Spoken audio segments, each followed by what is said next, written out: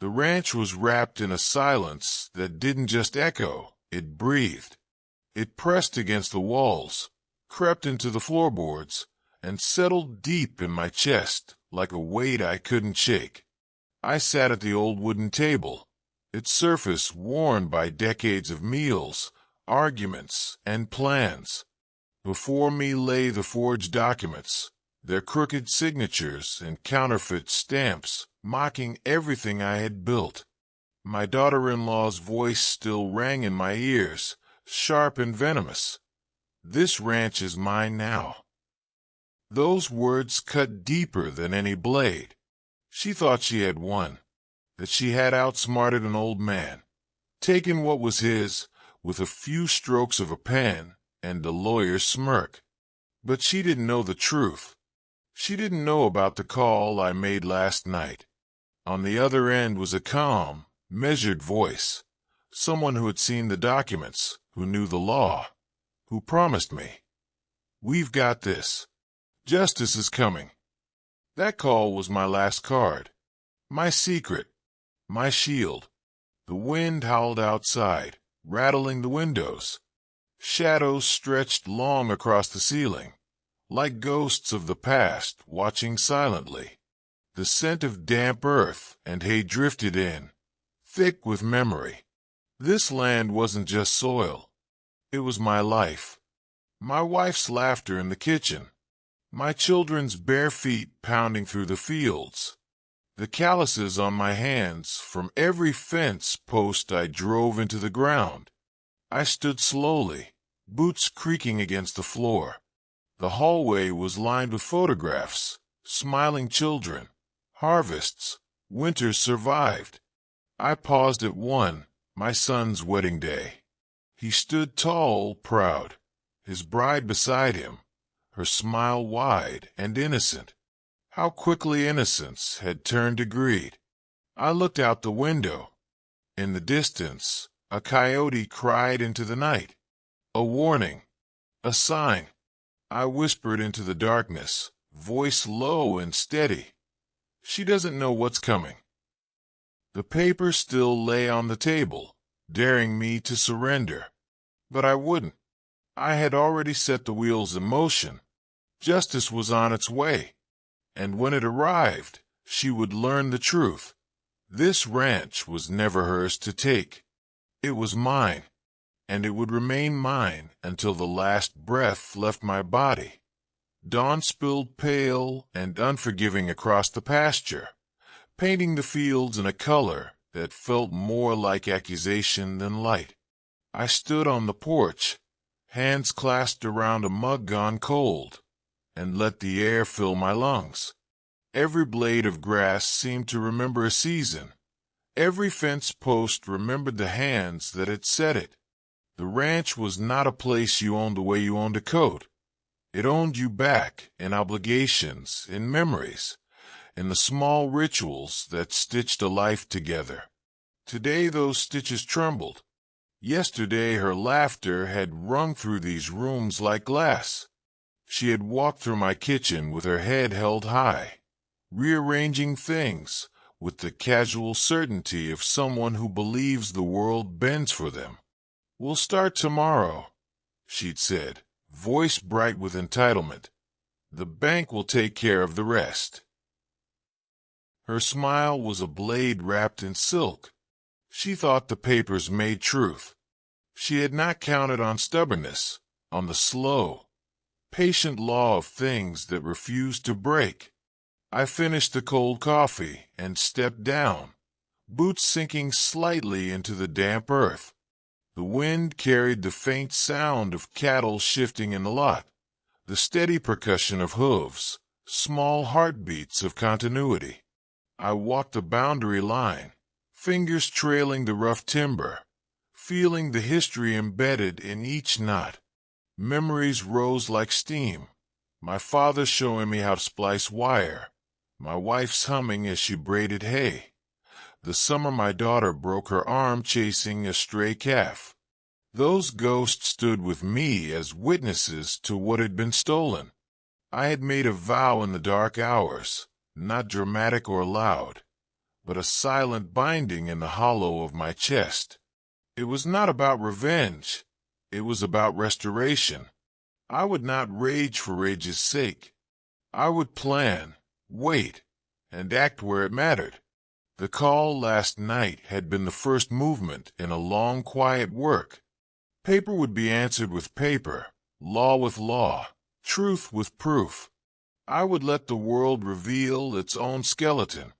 Returning inside, I paused by my son's old coat draped over a chair.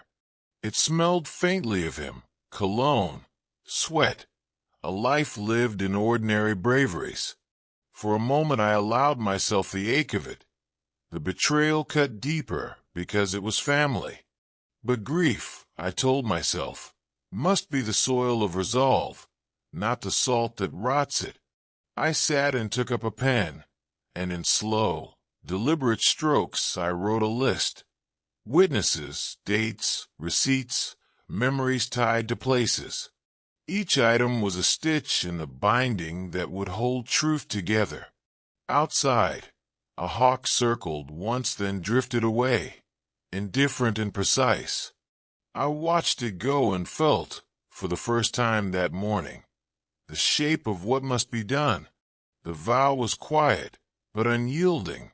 This land would be defended, not for pride, not for spectacle, but for the small, persistent dignity of a life honestly lived.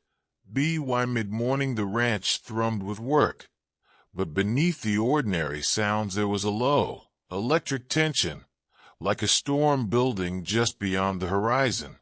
Men moved about the barns with practiced motions, ropes coiling, shovels striking earth, tractors coughing and chugging in a rhythm older than memory. They went about their tasks because the land demands tending. Habit and duty keep the wheels turning even when the heart is strained. Yet every glance carried a question. Whose side will the land choose when it comes time to decide? She walked through them like a new queen, heels sinking into gravel, voice bright and deliberate. She pointed, corrected, laughed too loud. Some of the workers nodded, uneasy. Others smiled obligingly, replying with the cautious diplomacy of people who weigh paychecks against loyalty. She touched the fence posts as if blessing them with ownership, as if a palm could transfer a claim. The audacity of it tasted like salt in my mouth. I watched from the shade of the barn, hands folded around a tin cup that held nothing but the memory of coffee. Up close, she was smaller than the stories made her in my head. But the danger wasn't in her size. It was in her certainty.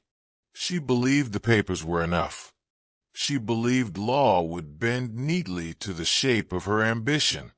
She had not accounted for the stubborn facts of memory, the witnesses who remember differently when asked, the old receipts hidden in drawers, the neighbor who keeps records for no reason other than habit. A boy, one of the younger hands, came to mend a post near where I stood. He didn't look up at her when she passed. Instead, he met my eyes, and there was a flicker, a small, human allegiance that needed no proclamation. Loyalty on this land is earned in mornings and sweat, not in signatures. I walked the eastern paddock later, where the sun had burned the grass thin. Shadows from the wire fences slashed the ground in hard lines, long and restless. My mind kept returning to the call I'd made, the quiet promise of legal muscle moving in the background. Paper would be answered by paper, and evidence would be pried from the dark corners where it hides. But before law could do its work, people must be steadied. Rumors must be tempered. Fear must not be allowed to calcify and to surrender. As dusk approached, I spoke to the workers, one by one, not as a lord, but as someone who had shared harvests and cold winters and the same long nights. I did not ask for loyalty. I reminded them of what we tended together. Stories simmered into shared truths. Details were mentioned casually. who bought hay that year, who signed for seed deliveries, who kept the old ledger in the tin box. These small facts are the scaffolding of truth. The day ended with shadows stretching long across the fields, quieter now, but not gone. I felt them like a pressure at the back of my head, caution, patience, and a readiness that thrums beneath calm. If she thought this was a victory, she had not yet read the land correctly. The fields remember, and those memories, whispered between men and weather, are hard to erase. Night dropped like a blanket over the ranch, folding the fields into one soft dark. The house glowed from within, lamps low, radio murmuring some old country song, but the light did little to warm the cold that had settled in my bones. I sat again at the table, the forged paper spread like an accusation, and turned the same pages with hands that did not tremble. Inside the stillness, every small sound seemed amplified.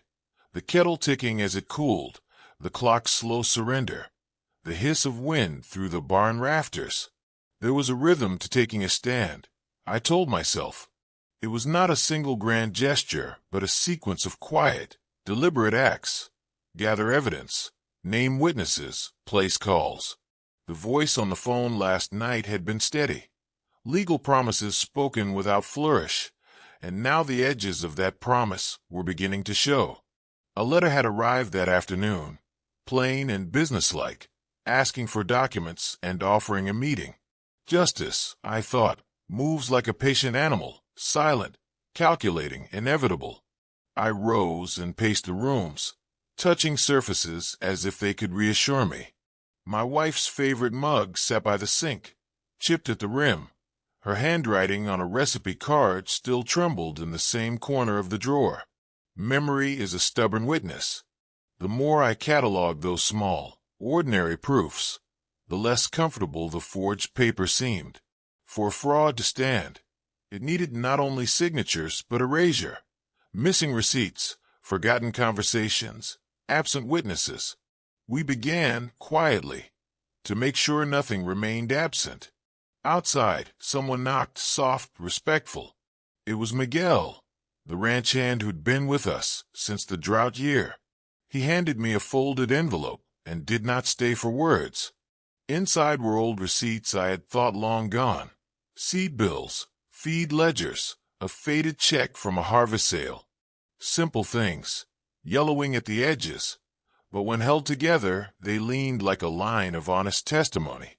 Found them in the loft, Miguel said, voice low. Figured you'd want them. I felt a gratitude that went beyond thanks. It was the recognition that people remember in ways paper sometimes forgets. That night I sat with those receipts, matching dates to faces, reconciling memories with ink. Each link I made felt like a small victory. The law might be slow, but it listens to detail. My anger cooled into a kind of focus. I no longer raged so much as prepared. In the hush between midnight and dawn, I whispered the same vow, not loud, not dramatic, but absolute. The ranch would tell the truth, and I would make sure someone was there to hear it.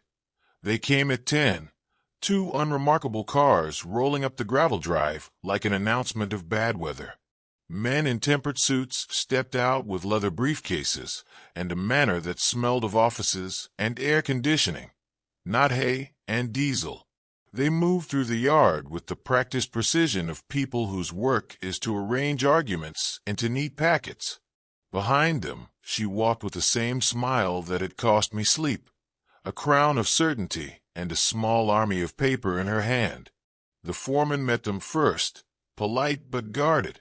He showed them the barns, pointed to the pens, explained the routines. The men nodded, took photos with small, clinical cameras, and asked questions whose tone suggested they expected cooperation. She answered in clipped sentences, the kind that sounded like press releases tailored to fit a headline. She walked close enough to the men to make it clear they were on the same page. Her posture said settlement, transition, a new order already in motion. I stood by the gate, watching their procession through the property, feeling the old, familiar rage coil and uncoil. One of the lawyers paused, stepping off the gravel to inspect the boundary markers. He made a show of flipping through a folder and said enough about the paperwork to make a bystander think legality was already sealed. "These documents are binding," he said without malice, as if stating a weather forecast. "It would be simpler for everyone if you agreed to cooperate." The words were designed to unsettle. They were not threats, but a patient pressure, paper as persuasion. My instinct was to answer in kind, to raise voice and accusation, to brand the forgery where it sat. Instead, I watched them do what they do and chose a different weapon: time and testimony.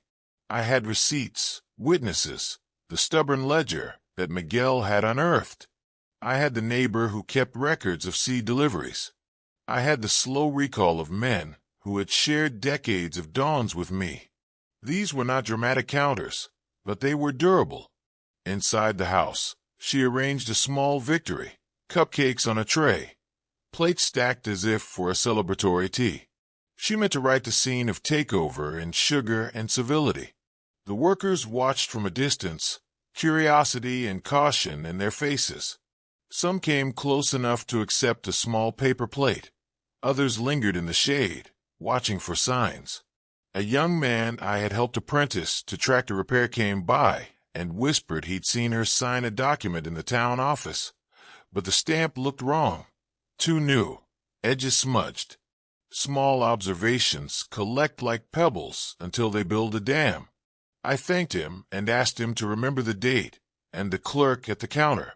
As the sun slid toward evening, the group with suits packed their folders and left, their cars disappearing in a cloud of dust. She waved, the same smile painted on. The moment afterward, the men dispersed into the work of the ranch as if there had been no interruption. Yet the air felt altered, like the calm before a measured storm. I lowered the gate behind them and felt the weight of choice settle. Respond with heat, or respond with slow, unassailable proof. I walked the property again at dusk, checking locks and leaning on memories. The field larks carved the last light into the sky. In the quiet that followed, I folded the young man's words with receipts and witness names and placed them in an envelope I labeled with a steady hand. Paper met paper. Truth was not theatrical, and justice prefers patient hands. The morning air tasted of iron and old rain, and when I stepped outside the house the light felt different, thinner, as if the day itself were holding its breath.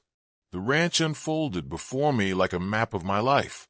The ditch where I taught my son to fish, the old oak where my wife braided ribbons into her hair, the low shed where we kept the tractor patch together with care and superstition. Each place carried a memory heavy enough to bend the spine of a man who had lived in its shade. That weight pressed on me now with a clarity that was almost physical. I walked the orchard first. Apple trees bowed with last season's fruit, trunks scarred from years of pruning and storms. I ran calloused fingers along a branch and felt the grooves that matched the years, small, honest marks of labor. These were not curiosities to be catalogued on property lists. They were the ledger of a life. When she had strolled through here with her papers and her smug certainty, she had not seen the small economies of memory that make a claim true or false. She had seen a title, and nowhere had she traced the lineage that gives a title meaning. There's a strange kind of inheritance that isn't written down. The way hands remember the wrist curve needed to tie a knot, the time it takes to coax an old engine into life, the stories told under a tin roof until sleep takes you. I thought of all the little rituals I had passed on: how to read the sky before a drought, how to keep a ledger in pencil so corrections don't leave ghosts, how to apologize and make coffee the next morning. Those lessons anchor a place to people. They are proof even when lawyers make neat lists. At lunchtime, Miguel brought me a tin of stew and sat across from me with an easy quiet. He'd spent the morning checking fence lines with the apprentice. They asked strange questions, he said, stabbing his spoon into the stew, about who kept what papers. I told them folks keep things differently. Some things you keep in your head. His voice held no malice, only a loyalty shaped by years of shared hardship. I realized how much of the ranch's defense would rest on such small admissions, offhand remarks, remembered dates, a neighbor's casual confirmation. In the afternoon, I met with an old friend from town at the feed store. He'd been the county assessor decades ago and knew how to read property histories like a man reads faces. He flipped through a stained ledger I'd brought and hummed approval, then reached across the counter and tapped a margin where a delivery had been signed in a cramped hand years past. "You keep this," he said. "Paper like this bites back."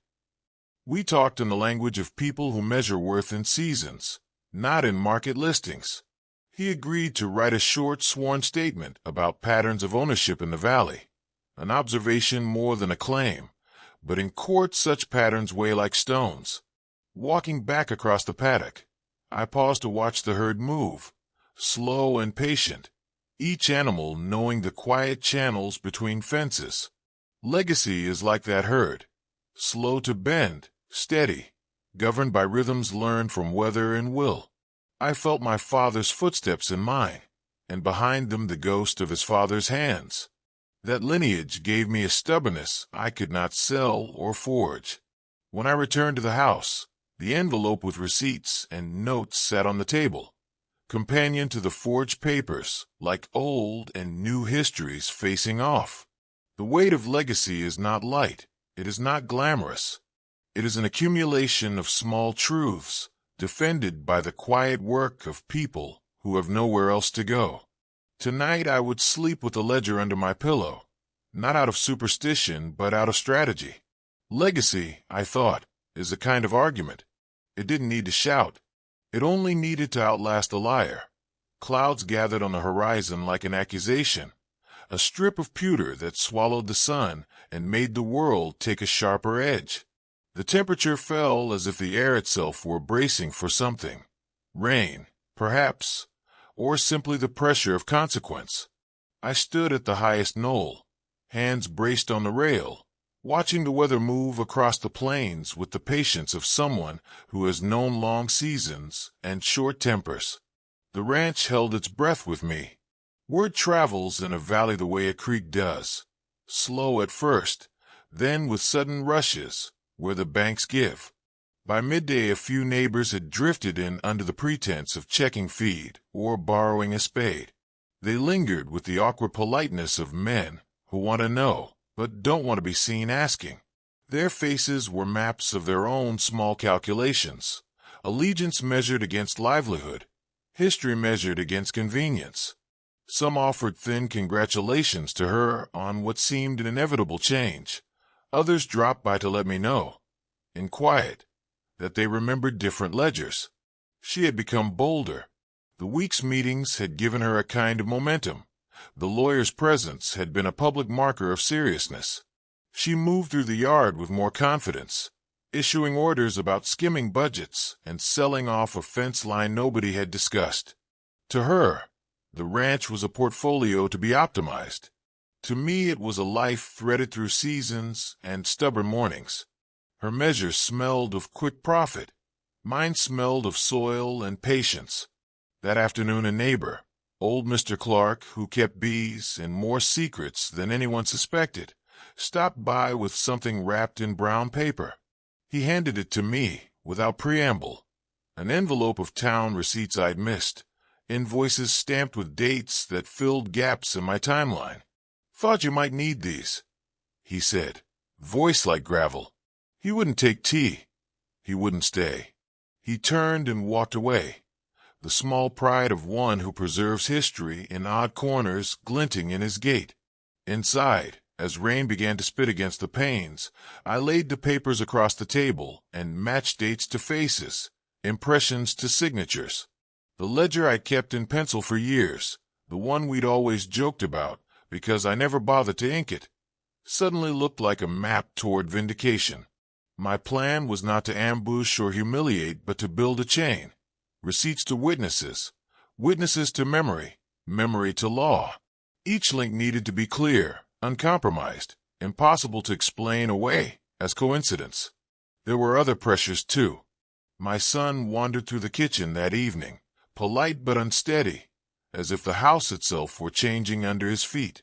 He avoided looking directly at the forged papers on the table. Where my anger had once been the bright white flame of betrayal, it had cooled into a hard, flint-edged focus. I could see the fight in him, the pull between love for his wife and the slow, dawning horror of what might have been done in his name. I did not speak then. Words can sometimes shove people further from the truth. Instead, I left space for him to see what I had collected. Outside, thunder rumbled like distant disapproval. The rain came harder, flattening the fields into a mirror of sky. In that dim, wet light, I thought of the coming days as a storm of a different shape. Legal papers, testimonies, questions posed in sterile rooms that smelled of coffee and carpet. I felt a readiness settle in my bones, the same readiness that comes before the season of planting. Meticulous, unromantic, necessary. As night fell, I pinned the newest receipts to a board and listed names by date. The gathering storm had a shape now, not only weather, but an assembly of facts that would not be washed away by rhetoric. I drew the curtains against the rain and sat by the lamp, the papers glowing faintly like a constellation I'd been piecing together. There was fear, yes, and there was a fierce, quiet calm. The storm would come. We would meet it with proof. He came in late, like someone stepping through a dream he half remembers.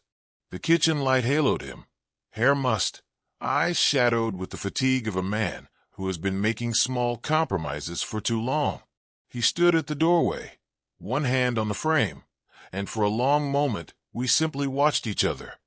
The way two people in the same house might watch a mirror and wonder whose face it will show next. I had not expected fireworks. Confrontation rarely works where wounds are fresh and loyalties tangled. What I had hoped for was truth, or at least the beginnings of it. A crack of doubt you could widen with patient pressure.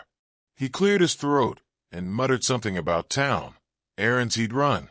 His voice was careful, measured, a man trying to keep his world from splintering into shards he could not sweep up. He knew, I realized, more than he let on. The way his hand hovered over the table when he saw the papers, the beat of blood at his temple when I mentioned the call. Small tells betrayed a man balancing love against an ugly possibility. They said it was all legal, he offered finally, as if the phrase could be a shield. They said signatures were in order. His eyes searched mine, asking if I would reach across the breach and take him back, or pull him further into the light. What did you sign? I asked. The question was simple, but it carried the weight of winters. He swallowed.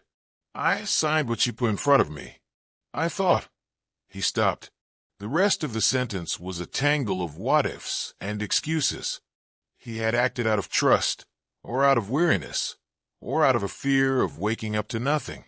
I had seen that kind of surrender before. A man folding to an easier narrative because the harder truth required a bravery he feared he did not possess. I did not shout. I did not accuse. Anger can harden into a stone neither of us can move. Instead, I spoke of memory, the ledger in the loft, Miguel's receipts, Mr. Clark's envelope. I named facts like anchors thrown into a stream. He listened, and the set of his shoulders changed. The tightness around his mouth softened. Facts will do what rhetoric cannot. They make a new gravity that pulls people toward reality. We spoke long into the night. Boots kicked off, and chairs pulled close. He told small truths that confirmed suspicions. A visit to a clerk's window he hadn't planned to mention. A hurried signature he signed because he trusted her assurance. He confessed in pieces, not all at once, as a man testing whether confession would ruin or redeem him. My response was not mercy exactly, but a steadiness he could lean on. Shame can become a companion that suffocates. Steadiness can turn it into a tool. Before he left for the night, he pressed his forehead to my shoulder in a brief, awkward gesture. Years of history compressed into a single beat. "I'm sorry," he said. The words were small, true. They did not undo anything, but they opened a door. I told him then plainly that the house needed him, not to fight my fight, but to stand with what was real. "Help us find what's missing," I said. "Help us remember what's been forgotten." He nodded, and in his nod there was the first sign of an ally rather than an adversary. Outside, the sky was still a bruise, but inside the kitchen a slow, practical plan began to take shape. The son's silence had been a wall. His confession was the first chisel stroke. We would need many strokes yet, and long patience, but the work had begun. When the light left the fields and the air thinned into that sharp, clear night that makes small sounds feel huge, the dogs began to bark. It started as a ripple, one deep-throated warning from the old hound by the barn, then another from the smaller terrier near the back gate, then a chorus that climbed the yard like a tide. Their barks were not aimless. They threaded a map of alertness through the property, each note marking a point of unease. I listened from the kitchen doorway, the lamplight slanting across the table where the ledger and the forged papers lay like two truths facing each other. Dogs know things that men forget. They smell the shift in people, the tensing of shoulders, the metallic tang of fear that lingers in hurried footsteps. Tonight their voices told me what words often failed to. The community was awake. The edges of town were talking, and my quiet preparations were no longer invisible. Rumor moves at the speed of breath. Once released, it scours the valley faster than any official notice. The dogs barked, and I understood that our work had left tracks. I stepped outside, the porch chill seeping through my boots, and walked the yard in the yellow cone of the light. The hound came to my side and bumped my hand, heavy and earnest. I patted his flank, feeling the solidity of him, a living reminder of continuity. The terrier danced around my feet, high and excitable, as if he could not contain the news. I set my jaw and went to the gate, peering down the darkened drive. Headlights were a distant possibility, a neighbor checking a fence, or perhaps someone else, curious, opportunistic, or worse. Then from the lane, a single truck rolled up, headlights casting two soft beams that cut through the night. It slowed, stopped, and the engine idled like a held breath. A man I knew, Tom, who ran the feed store, stepped out, cap pulled low, hands clasped around a thermos. His face was creased with the polite gravity of a person delivering news better kept sweet.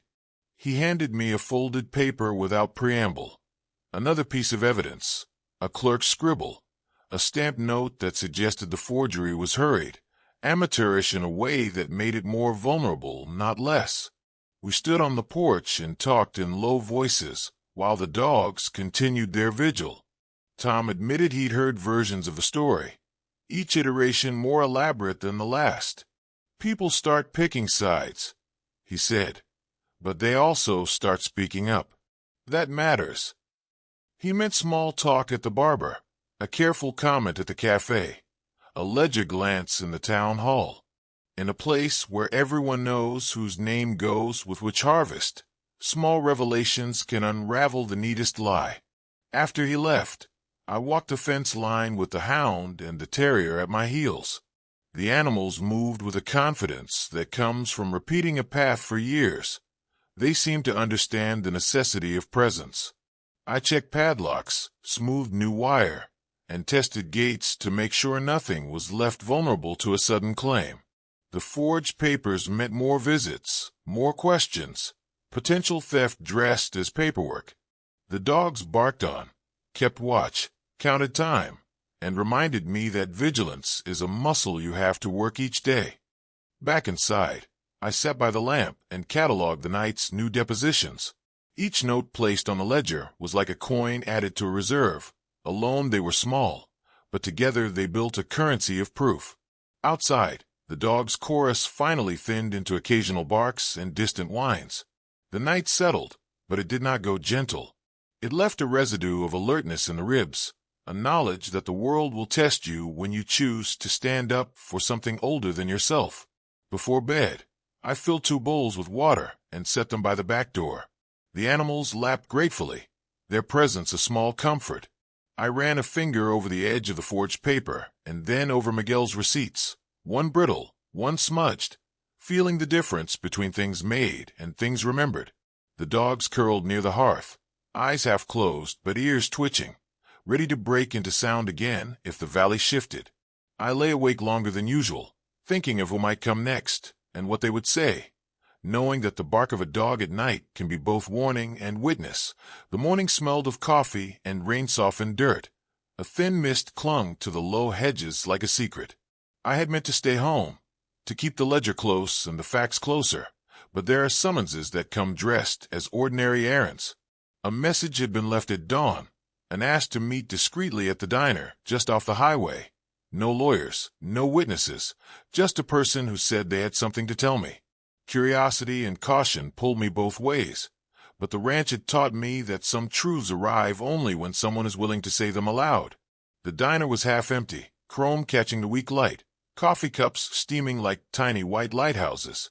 I sat in a corner booth and watched the door. When he came in, he kept his coat buttoned to his chin and his hat low, as if his face were a commodity he did not want priced. Miguel recognized him first and stiffened when he saw me nod.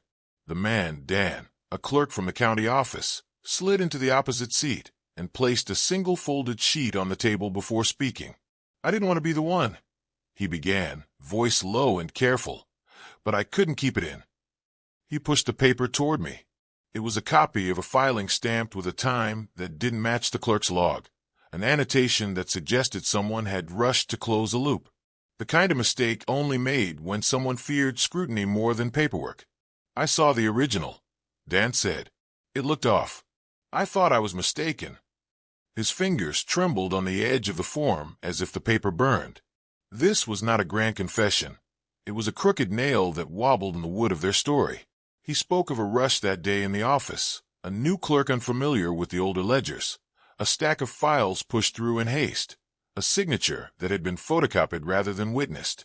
He didn't name names so much as point to a pattern. Haste, margin smudged, an attempt to paper over gaps.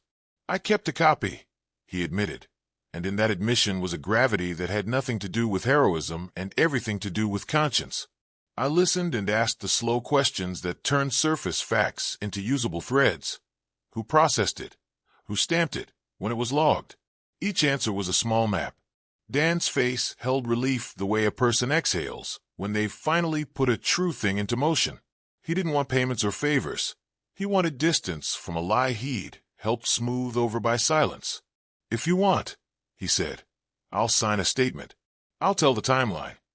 It was a small, ordinary courage, the sort that wins cases and restores things that slick papers try to steal. We left the diner with the copy folded into my jacket like a talisman. Back on the ranch, I spread it among the other receipts and notes. Tom's stamp, Miguel's faded checks, Mr. Clark's brown paper bundle. The new sheet fit like a missing tooth into a set. Awkward at first glance, but once set, it changed the bite.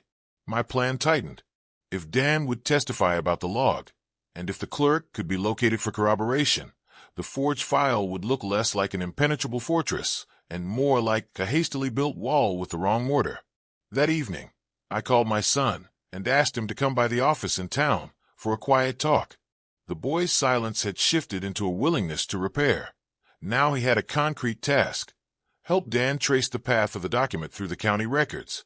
It is slow, tedious work, the kind that asks for patience rather than fury.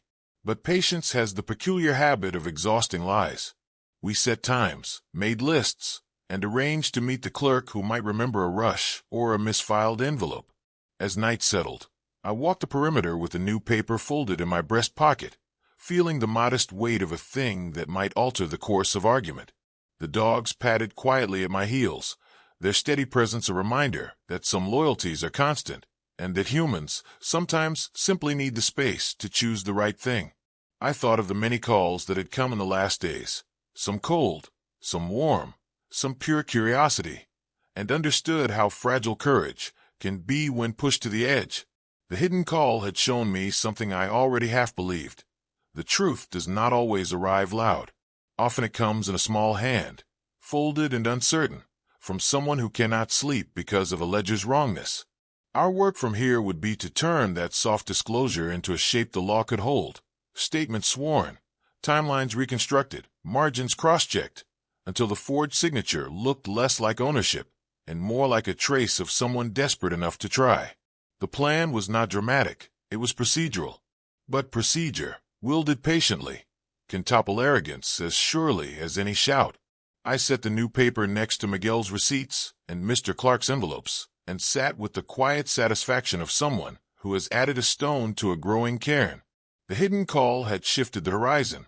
Tomorrow we would go to the records office together, and the slow unmaking of a theft would begin in earnest.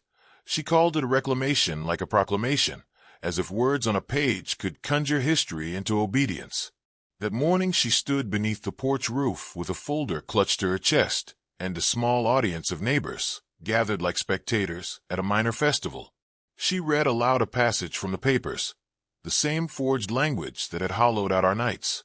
Her voice bright, practiced, the cadence of someone who has rehearsed victory. "Effective immediately," she announced. "Management transfers to me." The sentence landed in the yard and echoed off barn and silo, intended to finalize what ink had pretended to make true. The crowd shifted. A few polite claps, a murmur of approval from those with business interests, and an awkward silence from others who remembered different ledgers, different hands, different years. Her smile widened at the applause, as if she could profit from a single cheer. She offered a handshake to the foreman, and a scripted thanks to the men who had stood in the field that morning. The performance was precise. The theater of authority can be persuasive when people want order over questions.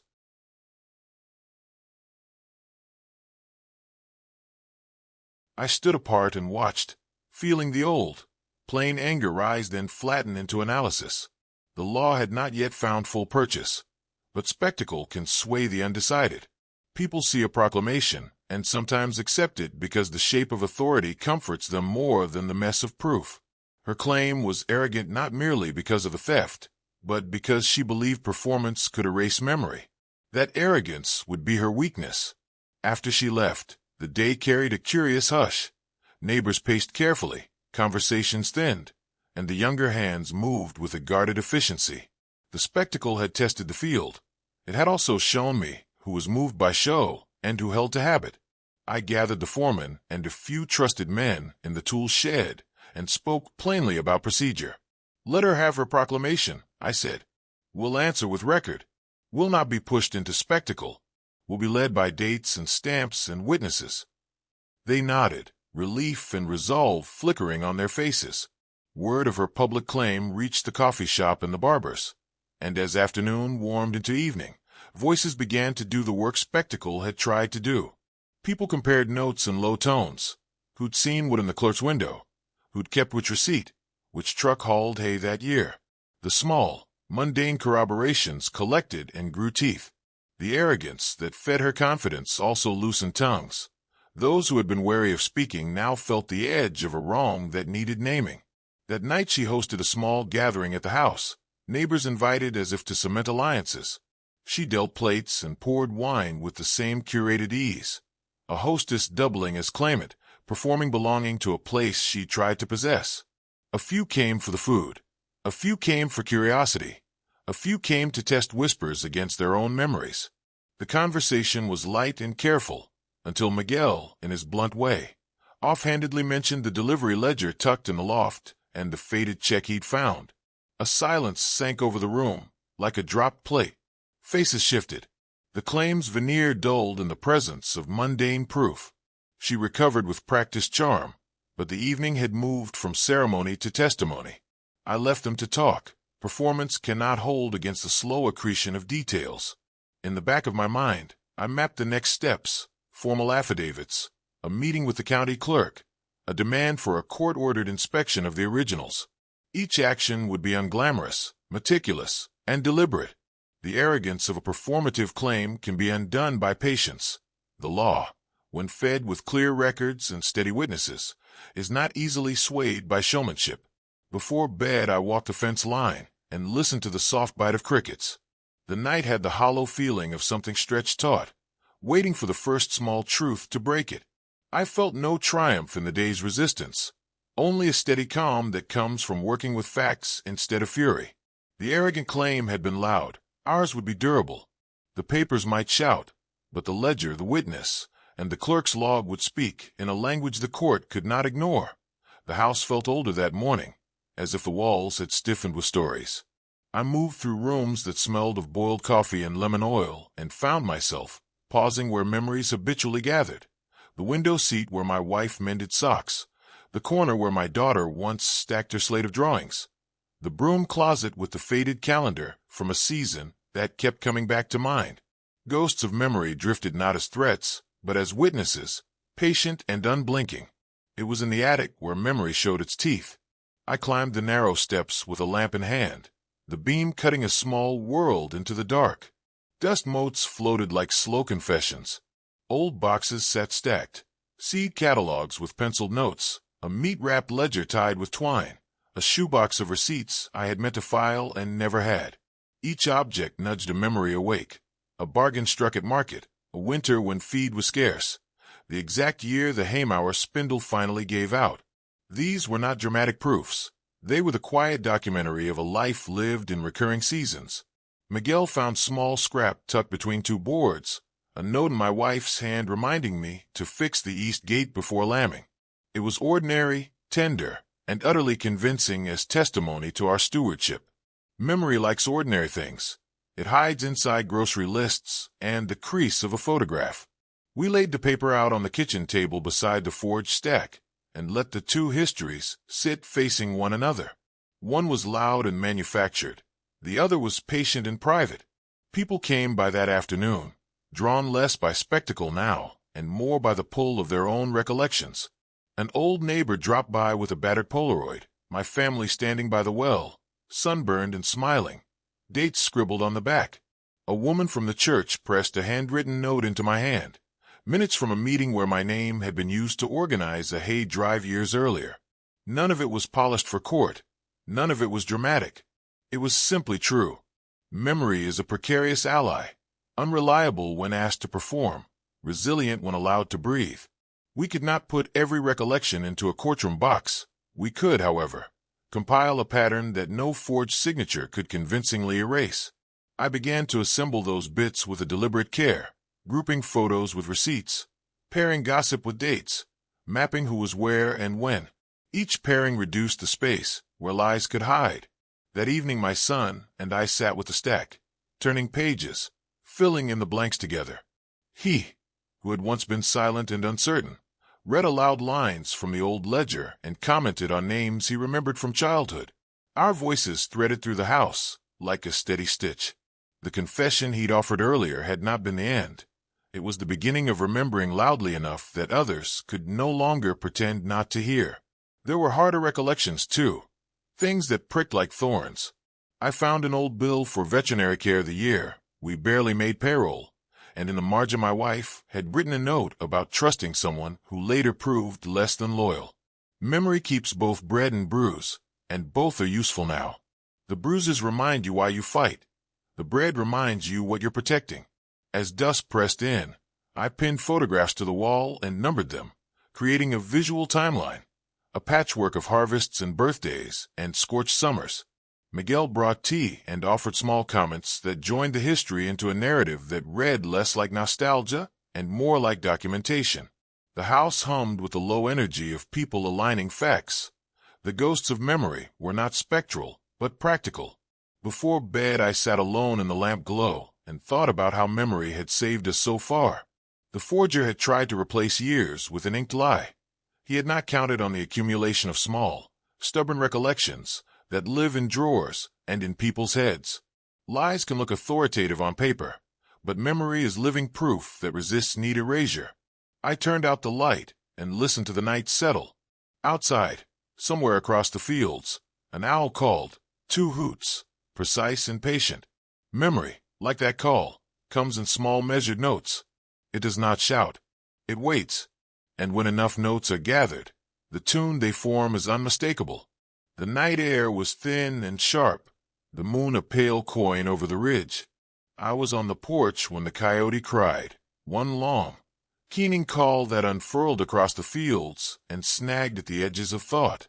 It was not the frantic yelp of an animal startled by a fence. It was the kind of voice that carries a warning or a reckoning. For a moment the sound seemed to map the ranch's history in a single line: claim, denial, and the small insistence that truth makes itself heard if you will only listen. Sounds matter here. The way a gate clangs when left unlocked, the cadence of hooves on wet soil, a kettle's whistle at dawn. All of them are markers. The coyote's cry was another marker, odd and resonant, and I let it sit with me as I walked the yard in the cool light. The dogs raised their heads, ears alert. They listened, then settled. Animals understand things in bones we call superstition, but often their instincts are the clearer counsel. That night a stranger came by. A woman from the County Historical Society I had met years before at a memorial for the old schoolhouse. She was the sort who kept town records like a gardener keeps heirloom seeds, carefully, with a reverence for lineage. She'd heard the rumor and come without fanfare, carrying a folder of copies and a patience that made small talk unnecessary. Her presence felt like the coyote's cry, a signal, not a spectacle, a marker that someone else had begun to listen. She handed over copies of maps and tax rolls that showed ownership patterns stretching generations back, inked edges yellowing into proof. The maps did not care for modern arguments. They simply showed who had been where and when, the slow cartography of belonging.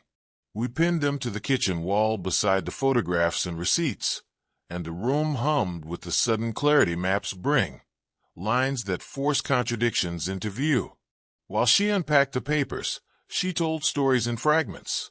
A midwife's name, a boundary disputed over a century ago, a note in an assessor's ledger about a homestead's improvements that matched the dates on my receipts. Her voice threaded these fragments into context. "People forget what's been written down," she said, "but the records themselves remember." It was a modest, useful sentence, the kind that steadies an argument. Her evidence added a new dimension to what we had, not just invoices and memories, but a historical pattern that made the forgery look like a bad patch on a woven cloth. If ownership had been continuous in living memory and recorded in official rolls, then a sudden, convenient document needed scrutiny the size of a courtroom. The maps spoke to continuity. The ledger spoke to practice. Together they formed a pressure that would make excuses sag. Late that night, I walked to the north pasture where the coyotes liked to slink, the grass whispering at my boots. I thought of the woman's maps and Dan's folded page and Miguel's faded checks. Each element felt like a note in a chorus. Alone they might be dismissed, but together they gave shape to a counterclaim that could not easily be mocked away. The coyote had called, and others had answered in their own ways. People with mundane courage who preferred records to rhetoric. In the days that followed, the maps were copied, sealed, and entered into the growing dossier. I mailed a polite, firm request to the county office asking for an official review of the filing dates. The work was procedural, unromantic, but it had a quiet gravity. Paper placed against paper until the truth could not be disguised by performance. That night the coyotes called again, less mournful, more a chorus that stitched the dark. I listened and felt a steadying in my chest, the sense that the land itself was a witness, and that witnesses rarely keep their counsel forever. The ranch remembers in scents and bruises and ledger lines. If you learn to read those signs, you have a compass no forged document can override. Dusk folded the world in slow amber, and we gathered by the old corral fire, as if the flames could stitch courage to our ribs. The heat licked our faces, sparks lifted and vanished into the first star. There was a hush common to people who have spent a season together, an intimacy not of speech but of shared work and shared danger. Miguel rolled a cigarette and passed it. The apprentice sat forward on a bale, fingers worrying at a loose bit of twine. Even the dogs lay nearer than usual, eyes reflecting the blaze. I had called the men for no ceremony. I wanted plain talk, not theater. We spoke of facts, dates, delivery names. The clerk saw timing, but the conversation found a rhythm that felt older. Story around fire. One by one they offered what they remembered. Not grand confessions, but the small details that become iron in a chain. Who drove the truck that year? Which engine failed on a wet morning? The neighbor who borrowed the scale. Each detail was a plank in the bridge. We were building back to truth. When it was my turn, I did not preach. I told them of my father's hands, the way he taught me to set a post straight against wind. I spoke of my wife's laugh and the sound of harvesters at dawn. I told them why the land mattered, not as capital, but as continuity. Then I asked plainly for the one thing that binds free men to a common cause, a promise. Not a shouted oath, but a quiet agreement to speak when asked, to keep facts and tell them when the time came.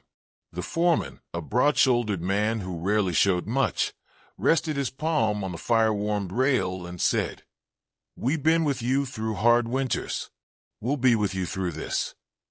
His voice had the wear of work and the weight of choice.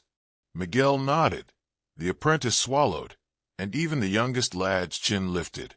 The promise was modest, but it was real. To testify, to hand over memory, to refuse the easy path of looking away. We sealed it with a small, nearly ridiculous ritual. Each of us drew a line in the dirt with a stick, a private mark to remind ourselves of what we had said. It felt foolish, and it felt necessary. Firelight makes oaths feel older than the law. It gives them gravity that paperwork sometimes lacks. I did not need drama. I needed steadiness. The embers burned down and the night thickened. One of the men produced an old harmonica and played a slow, simple tune. The sound sat between us like a benediction. I felt the edges of my fear soften into a resolve not born of rage, but of responsibility. We would not hide. We would not let a lineage be erased by someone's greed. When the fire was nearly ash, I stood and, without theatrics, said the words I had been holding. If they try to take what isn't theirs, you'll speak. You'll tell the truth.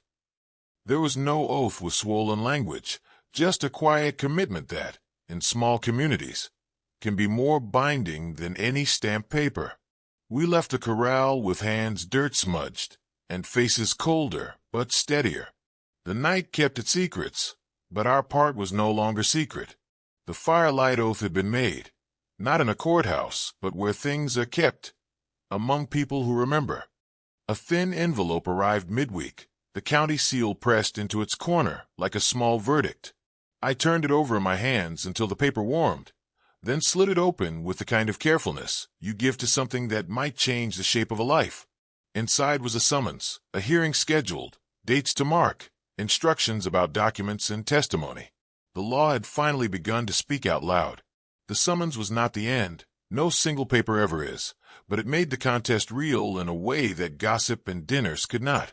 It required presence, names sworn, facts put under oath. The notice did two things at once. It tightened my chest and steadied my resolve. There was a practical checklist to assemble, original receipts, witnesses lined up, the sequence of filings traced to Dan's copy. And there was the quieter work of preparing people for a courtroom's slow gravity. I called Miguel first, and we walked the ledger again, date by date, matching weather and wagons to inked entries. Then I rang the neighbor who kept bees and Mr. Clark, who surprised me by offering to come in and speak to the assessor in person. The firelight oath had been small and local. The summons stretched that promise into a formal obligation. Preparing for court is like prepping for a harvest. You do not shout about the weather. You work the soil, fix the fence, make sure everything will hold when the storm comes. We practiced. I sat with my son and walked through what he might say, what he remembered of stamps, conversations, an inked signature he hadn't meant to endorse. We went over dates until they felt like muscle memory. Dan agreed to sign an affidavit. Tom at the feed store copied a register page and circled the smudge that had once seemed insignificant. Each small action reduced the distance between fact and proof. When the day came, we dressed in the ordinary dignity of people who understand that appearance is not theater, but respect for a process that asks you to be plain and honest. The courthouse smelled of coffee and old varnish. Faces I'd known in the valley, neighbors, clerks, a woman from the Historical Society, sat in the back like a quiet army of corroboration. She arrived too, composed, the same practiced calm. Lawyers moved cards and words like chess pieces. The hearing was not cinematic. It was meticulous. Dates read aloud, signatures compared, receipts held up under a light that revealed smudges and photocopy traces. Truth is not always dramatic. Sometimes it is forensic. Under oath, the small inconsistencies in her paper widened, stamps misaligned, a notarization that could not be matched to the log. Dan's calm testimony about the clerk's rush shifted the shape of the filing. Miguel's ledgers and Mr. Clark's invoices fit around those details like a frame. The judge did not make lightning decisions. Instead, the record thickened. Court moves slowly because it must move fairly, and fairness favors evidence that survives close inspection. After we left the courthouse, the valley felt both different and the same. The lawyers packed folders, the coffee shop hummed, and the fields waited for the next thing the weather would bring. I felt less like a man defending property, and more like someone who had insisted that memory and record be heard. The summons had turned rumor into a process, and process is a kind of justice that does not promise thrills, but promises steadiness. We had not won outright. Legal fights are long and can be tedious as a winter road, but we had made the claim unable to hide behind spectacle. The papers were now in the light, and light, after all, has a way of making lies look ordinary. Courtrooms have the smell of held breath and stale coffee, a place where ordinary lives are asked to perform extraordinary patience. The morning the cross-examination began, I felt the weight of all the small preparations settle into one long, careful moment. We were not there for drama. We were there to lay down a chain of little truths until the other story could no longer stand between them. Her lawyer started with a practiced ease, a smooth voice asking questions meant to blur edges, dates misremembered, a hand that might have signed, recollections softened by time. Cross-examination is an art of doubt. It pushes at seams, looks for worn threads, tries to turn certainty into fog. But fog cannot hide a ledger and a dozen small witnesses who speak in the steady register of habit. Dan sat first, the clerk's copy folded into his chest like a secret made visible. The lawyer tried to paint him as mistaken, who hasn't misfiled, who hasn't been hurried on gray days. Dan's answers were simple, factual, the kind a man gives when he wants to move the world back into the lines. He remembered the rush, the photocopied signature, the odd stamp that didn't match the clerk's usual hand. Each time doubt was offered, Dan returned the same plain statement. The small tremor in his voice when he told the story made it human. It made it believable. Miguel was steady, the kind of witness who speaks in the exact nouns of work, dates, deliveries, how many bales, who signed for what. The lawyer tried to imply errors of memory. "Is it possible you misread?" he asked. Miguel shrugged, the motion saying more than words. "I kept these books," he said simply. "I fixed offenses. I remember." In that simplicity there was power. The court listens to the repetitive proof of people who live the things they describe. When my son took the stand, the room tightened. Family testimony is a delicate thing. He had learned to look steady, to place each detail where it belonged on the timeline. Under the barbed questions of the opposing counsel, he did not crumble into shame. He recited what he had seen, a stamped form with edges wrong, a hurried trip to the clerk's window, words offered in comfort that later proved to be a convenience. His voice faltered only once, and I felt every heartbeat in my chest travel into that pause. He recovered and finished. The pause made him more human, not less, and the court recorded it all. They tried to muddy the ledgers with hypothetical alternatives, to suggest that a smudge could just be age, that a photocopy could be innocent. But the more they pressed, the more the pattern revealed itself. A hurried filing, mismatched stamps, a stack of receipts that pointed in one direction while a loud proclamation tried to point in another. The judge watched with the patient attention of someone whose work is to weigh small things until the balance tips. At one point, her lawyer produced an older record and attempted to show continuity, an earlier deed that, on the surface, suggested a legitimate chain. He framed it as a counterweight. We let him lay it out. Then Tom from the feed store stood and explained delivery routes that year, how that earlier deed could not explain the truckloads recorded in Miguel's ledger. Small, practical corrections unthreaded the grander claim. It was not a victorious moment so much as a steady unspooling. Contradictions loosened when pressed by routine facts. Outside, the valley moved through its day as if nothing momentous were happening inside the courthouse, which is to say it did what land always does, kept its rhythms.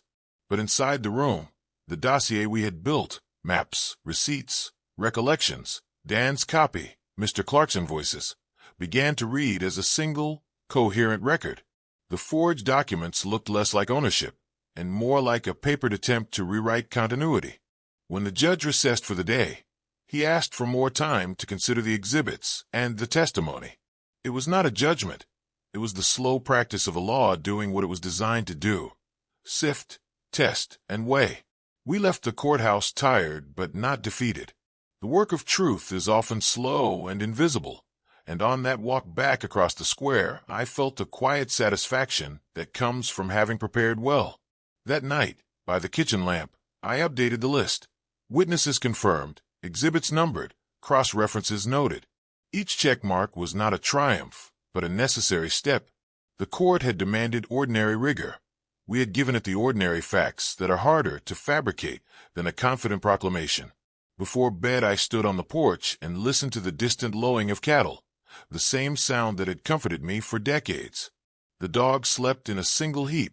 The fields held their breath. The cross-examination had been a test of patience more than anything else. Patience, memory, and the steady work of people who remember what was true. These were our instruments. The legal machine turned slowly, but it turns on pieces that match. Tomorrow would bring more questions, and we would answer them the same way we had answered all along. Plainly, patiently, and with the quiet conviction that comes from living in a place you cannot hand to a stranger with a stamp and a smile. Morning reached the courthouse in a thin, gray wash that made everyone look smaller and more honest. The day promised little theatrics, only the sort of procedural motions that can tilt a case when quietly stacked facts meet a hesitant judge. I felt an old, steady nerve tighten and settle. After weeks of gathering, cross-checking, and patient insistence, the record was finally heavy enough to move things. We arrived early. The gallery filled with familiar faces from the valley, neighbors who had kept their counsel, but never their memories. When the judge called the session, the atmosphere tightened like a drawn wire. Her lawyer opened with a motion to dismiss on technical grounds, a claim that our affidavits were insufficient, that a procedural error had been made. It was a common gambit, delay dressed as law. I watched the judge listen, watched my son and Miguel shift in their seats. The room held its breath. Then something small and decisive happened. Dan rose again. He had been steady under cross-examination, but now he asked the court for permission to hand over a separate copy he'd kept hidden, a time-stamped receipt that matched neither the clerk's log nor the earlier filing. He did not seek praise. He sought only to correct what he'd earlier let slide. The clerk's paper, when placed beside Dan's copy and Miguel's faded check, made an ugly triangle of inconsistency. The judge peered at the three sheets, fingers tracing margins, and the motion to dismiss that had sounded plausible a moment before began to look like an attempt to obscure inconvenient facts. The turning point was not a shouted revelation but the slow, cumulative force of documents and people refusing to be shuffled away. One by one, witnesses reinforced each other's details. Tom corroborated delivery dates. Mr. Clark's invoices filled gaps. The historical maps closed the seams the forged papers had tried to exploit. The judge's expression changed from procedural patience to the focused attention of someone recognizing the shape of truth. She, the claimant, watched with a still smile that thinned as the dossier thickened. Her lawyer's questions grew sharper, less performative. The room felt narrower around her certainty. For the first time since this began, I saw a doubt cross that practiced face, an uncertainty that the law, with its patient insistence on paperwork and testimony, might not be as easily persuaded by spectacle as she had hoped. When the judge finally spoke, her words were measured but unmistakable. She would allow the affidavits and evidence to stand and scheduled a full evidentiary hearing. It was not a victory in the way a shout would be, but it was the critical turn where the contest moved from the realm of proclamation into that of proof. The judge's ruling meant our work would be heard on its merits rather than stalled on a technicality. We left the courthouse in a thin rain, the world washed clean in the small way that follows a decision. People nodded at us in the square, no speeches, only the tacit, private acknowledgement that the right thing had been defended. My son walked beside me, shoulders straighter. Miguel's quiet smile said more than any lawyer's flourish. The turning point was neither dramatic nor decisive. It was the moment when procedure finally began to serve truth instead of shielding falsehood. That night, back on the ranch, I sat a little longer with the ledger under the lamp. The papers were not yet silent. There would be more hearings, more questions, perhaps attempts to unsettle witnesses. But the current had changed. The law had opened a path through which our small collection of ordinary proofs could travel and be weighed. I felt a cautious relief, a guarded certainty that patience and persistent small acts of honesty had finally carved space for justice. Outside, a lone coyote called once, long and clear. Its note felt less like warning now and more like a marker. The night acknowledged the day's shift. We would continue to build the case, prepare witnesses, and hold to the steady work that makes facts indelible. The turning point had arrived not as an end, but as the first honest step toward one that the morning after the judge's decision felt subdued, as if the whole valley had inhaled and was holding its breath until the next move. I rose before light and walked the path to the barn where the lantern's glow pooled on wooden posts and oil can shadows. There was work to do that had nothing to do with lawyers. Gates to mend, a colt to feed, a tractor that balked in cold. These tasks grounded me. They kept my hands honest while my mind untangled the legal knots. We turned the dossier into a working map that day, not a monument. Each stack of papers got a label. Each witness was given a time and a place to be ready. Miguel and I sat at the kitchen table with a roll of brown paper, laying the documents out like a tailor fitting a suit. Dan's timestamp, the delivery receipts, the maps from the Historical Society, the Polaroids, the ledger entries. Each sheet was a seam to be checked. We organized them so that a question could be answered by reaching across the table and placing down an impossible-to-ignore fact.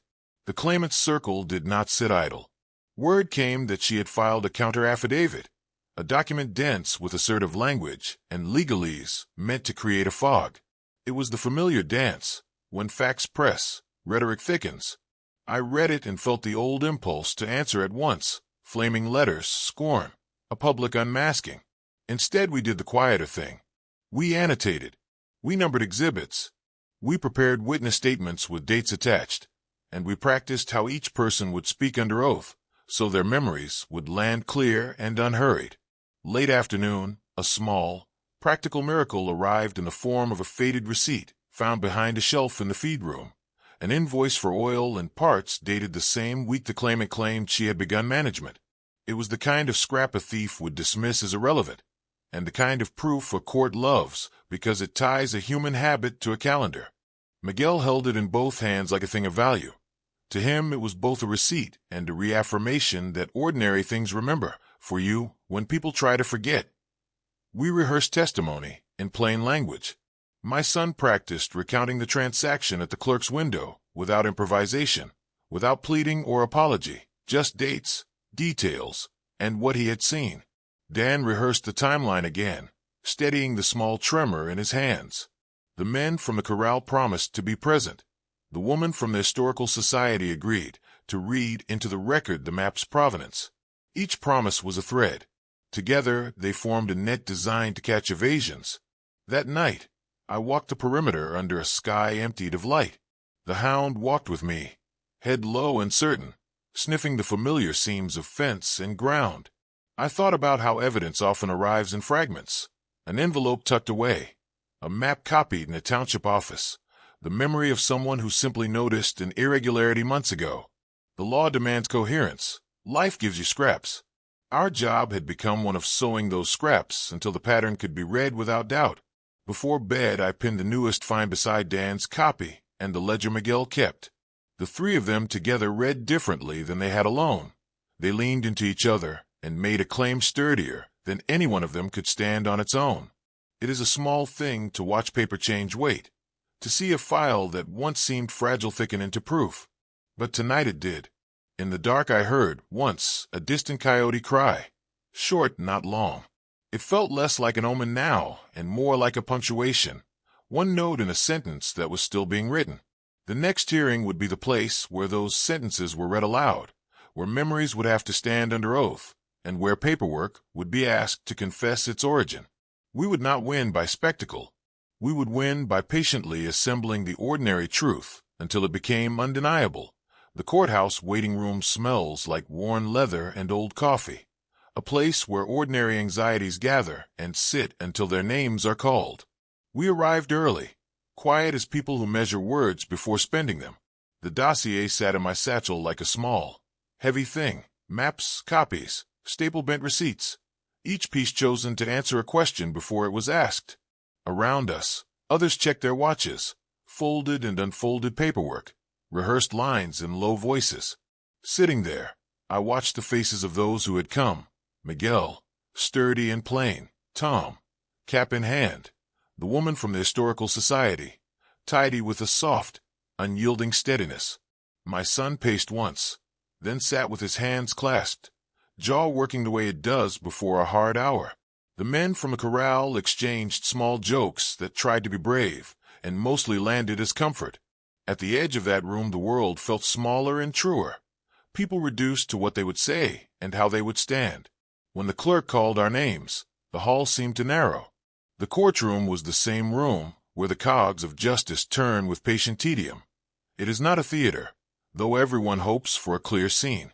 We waited while the judge reviewed a stack of new filings. Then the proceedings began in the deliberate tempo court's favor. Calendars called, exhibits admitted, objections voiced and ruled upon. It is a rhythm that punishes theatrics and rewards preparedness.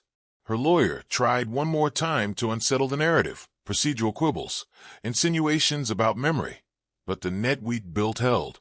Miguel's ledger was admitted without fanfare. Dan's time-stamped copy was marked as an exhibit and slid across the table like a quiet rebuttal. The maps and Polaroids went up too, each item folding into the story the way a sentence fits into a paragraph. When a witness rose and told of routine afternoons and delivery routes, the room filled with the modest power of repetition, details repeated until they became facts. I watched my son as he took the stand. He answered simply, steadily, without performative fury. The opposing counsel pressed, tried to make him apologize for lapses or unclear recollections. He did not. He placed dates and faces on the record, and in doing so he reclaimed parts of his life from the shadow the forged papers had cast. It was not a dramatic unmasking, nothing sudden, but there was a shift in the weight of testimony. Each clear, ordinary sentence made her claim feel thinner. At one point she rose and looked out at the room, perhaps seeking sympathy or the gravity of an audience. Her voice was practiced, her certainties less so. The judge listened without theatrics, her face a steady plane that did not yield to pressure. The law unfolded in that slow, unglamorous way. Questions asked, answers given, records compared. The pace comforts those who have prepared and frustrates those who rely on surprise. When the judge recessed for a break, whispers moved through the gallery like a soft wind. People compared notes not to gloat but to understand how small truths fit together. The feed store owner bumped my elbow, voice low. "You did good getting everyone here." I simply nodded. There is no glory in assembling facts. The work is its own reward. We returned after the break to finish witness testimony and to hand the judge a final, tidy bundle of cross-referenced exhibits. The claimant's case had relied on spectacle and a set of papers that now read suspiciously inconsistent next to a decade of ledgers and neighborhood memory. The court does not render moral judgment in rhetorical flourishes. It listens for consistency, chain of custody, and corroboration. We had given it those things. As the day closed, the judge reserved decision pending review of the original filings and a further request for verification from the county clerk. It was not an answer, but it was a refusal to let a loud proclamation override layered record. We left the bench tired, voices low with relief and a careful hope. Outside, the valley air felt like it always had, unchanged in weather but subtly different in possibility. On the walk back to the truck, my son fell into step beside me. He said nothing at first, then offered a small, practical question about when Miguel might reread the ledger together. The ordinary work resumed, checking, double-checking, being ready for the next quiet hour. The waiting room had done its work. People had been heard, exhibits placed, inconsistencies made visible. Justice, in its patient way, had moved another inch toward truth. The day the verdict came, the sky was the color of old metal, flat, unpromising, the sort of light that makes small things look sharper. We drove into town slow, not to show but to keep nerves from outrunning us. The courthouse steps felt the same underfoot. Time had not rearranged the place where people come to ask for an accounting. Inside, the room smelled faintly of lemon oil and paper. Everyone moved with the careful economy of people who know outcomes are earned, not announced. The judge read slowly, each sentence a measured instrument. She did not dramatize. She cataloged the evidence, noted the inconsistencies, and named a chain of corroboration that had undone the paper pile masquerading as truth. It was legal language, precise and plain, but its effect was simple. The forged filing would be set aside. Ownership remained with the estate. A hearing would follow to settle damages and costs. The words landed like gravel into a trough, solid, inevitable. Relief did not arrive as a roar. It was a long breath that began somewhere in my ribs and spread outward, a relief threaded with exhaustion and the memory of nights spent turning pages under a lamp. My son let out a sound that was almost a laugh, then turned his face away. Miguel wiped his hands on his trousers, like a man closing a long job. The foreman gripped my arm and said very little, which in our language meant everything. She listened without much expression. When the judge finished, she rose, gathered her papers, and left as if the day had been only a misstep. There was no public fury, no final flourish. The law had done its slow, unromantic work and unmade what it could. Outside, a few neighbors crossed the square and offered nods that were small but true. The valley resumed its ordinary motion, a truck backing into a feed store, a child chasing a loose dog, the low, steady conversations that stitch a place back together. Back on the ranch, I walked the fence line at dusk, the ledger tucked under my arm. The animals grazed as if nothing had changed. Some things are patient that way. I pinned the judge's order beside the photographs on the kitchen wall, not as a trophy, but as a record. What had been claimed and what had been restored. We would still repair fences and balance accounts, answer the town's curious questions, and mend small ruptures in the household that greed had cracked.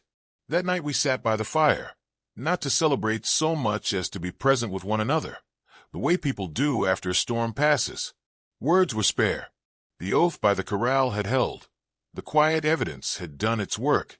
I looked at the faces around me, steady, tired, resolute, and felt an old satisfaction that has nothing to do with victory and everything to do with fidelity, to memory, to land, to the slow accumulation of fact over falsehood. The verdict did not erase what had been done, nor did it repair all the vulnerable places greed had sought to exploit, but it restored the right ordering of things. In the morning we would turn back to work, the ledger and the land waiting. Justice, when it comes, often arrives without fanfare. It simply sets the record straight and lets people begin the long, ordinary business of living again.